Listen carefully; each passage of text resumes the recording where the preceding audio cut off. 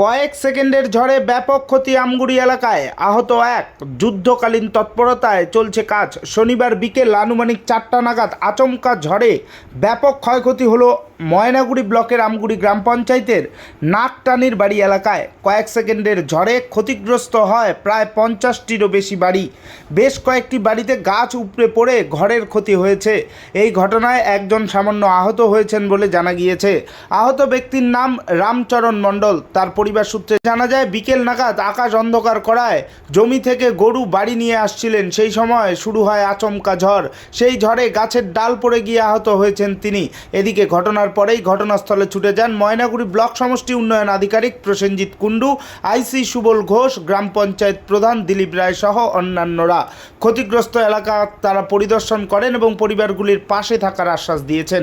এদিকে civil defence volunteer ঘটনাস্থলে এসে গাছ কেটে পরিস্থিতি স্বাভাবিক করেন। যদিও এদিনের এই ঝড়ে তেমন বড় ধরনের কোনো ক্ষতি হয়নি বলেই জানা গিয়েছে।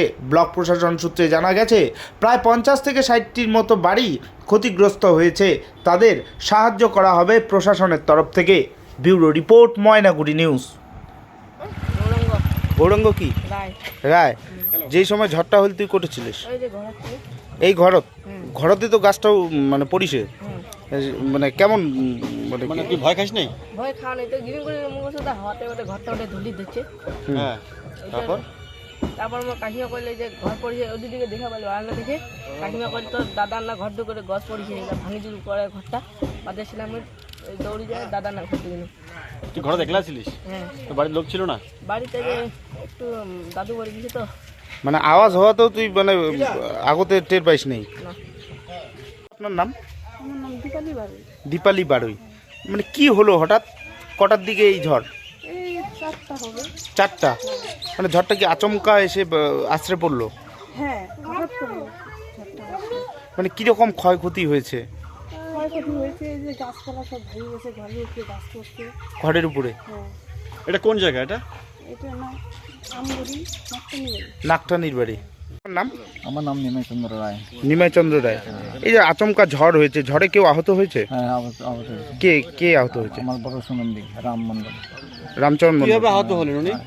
ওই গরু নিয়ে আসার সময় রাস্তার মধ্যে মানে একটা ডাল ভাঙিয়ে, বড় একটা ডাল ভেঙে ওনার কানের উপরে পড়ে, তাতে ওনার কপালে লেগে ছুটে গেছে বা আঘাত পেয়েছে, প্রচণ্ড আঘাত পেয়েছে।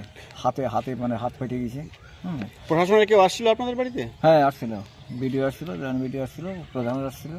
আচ্ছা, কি বলেন ওনারা? এরা বললো যে হসপিটালে নিয়ে যান, আমরা বলে দিচ্ছি তোমার যাতে চিকিৎসা হয় সেই ব্যবস্থা করার জন্য। এখন হাসপাতালে গেল? হ্যাঁ, হসপিটালে গেল। আপনার নাম?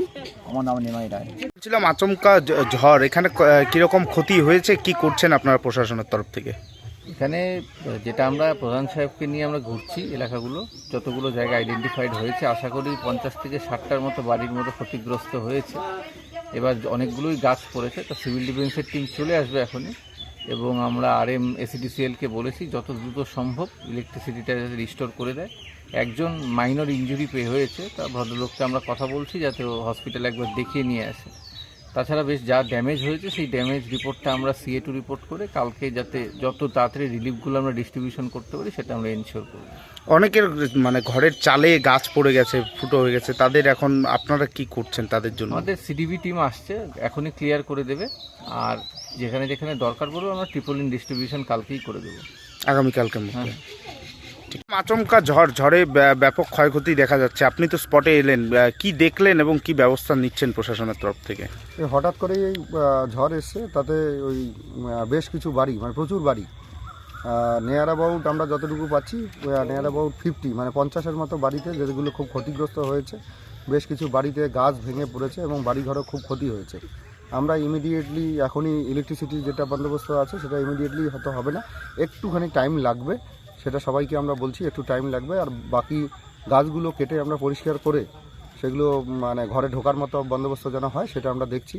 আর যাদের প্রচণ্ড ক্ষতিগ্রস্ত হয়েছে, যাদের একদমই থাকার কোনো বন্দোবস্ত নেই, সেই সমস্ত যারা আছে তাদেরকে আমরা নোট করছি, তাদের প্রত্যেকেরই থাকার বন্দোবস্ত এবং কিছু যেটা শুকনো খাবার, সেটা শুকনো খাবারের জন্য আমরা বন্দোবস্ত করছি। বাকি তেমন প্রত্যেককেই একটাই জিনিস জানাচ্ছি, টেনশনে তেমন কিছু নাই, প্রশাসন আছে আপনাদের পাশে। আমরা ইমিডিয়েটলি, একটু হয়তো টাইম লাগবে, এটা হঠাৎ করে ঘটনাটা ঘটে গেছে, একটু টাইমের মধ্যে আমরা পুরোটা কমপ্লিট করে নিতে পারি।